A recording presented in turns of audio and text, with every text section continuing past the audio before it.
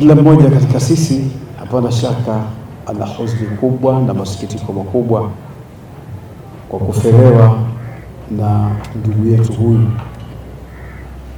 Tunamwomba Mwenyezi Mungu amghufirie na amrehemu, amin, na ajalie kaburi lake kuwa miongoni mwa bustani za peponi.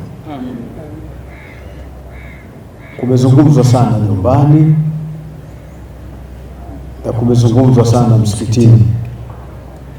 Yote yalikuwa yanafungamana na msiba huu wa ghafla uliotokea, na kila mmoja alikuwa anasawirisha hali ya marhumu na utokeaji wa kifo, jambo ambalo limezidisha masikitiko makubwa kwetu sisi.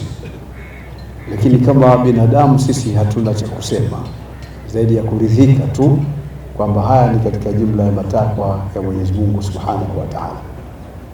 Hakuna wa kumrudishia, hakuna wa kumnasibishia na kifo hiki isipokuwa Mwenyezi Mungu tu peke yake Subhanahu wa Ta'ala. Ndio maana tumefundishwa neno linalo tuliwaza siku zote kwamba tunapopata na mambo kama haya turejeze, tuseme inna lillahi wa inna ilaihi rajiun. Mwanachuoni mmoja alikuwa anatueleza juu ya maisha ya ulimwengu, akasema wa malmalu wal ahluna illa wada'i wa la budda yawman an turadda al wada'i.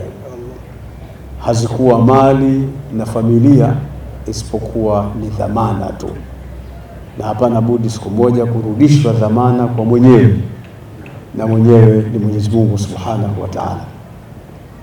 Kubwa tunalotakiwa ni kumtakia maghfira, kumtakia rehema, kumwombea Mungu. Hayo ndio mambo tunatakiwa kushikamana nayo, na kutaja mema yake na kujiepusha na kutaja chochote ambacho kinaudhi.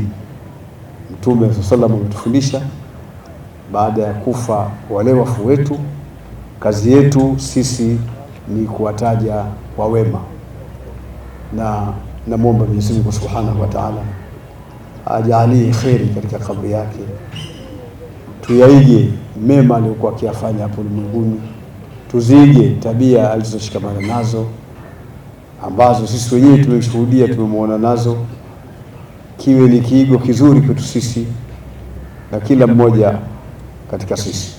Mwisho ni wahusie familia washikamane na subira juu ya msiba mkubwa huu. Subira ina malipo makubwa sana. Wallahu waliyut tawfiq. Wassalamu alaikum wa rahmatullahi wa barakatuh.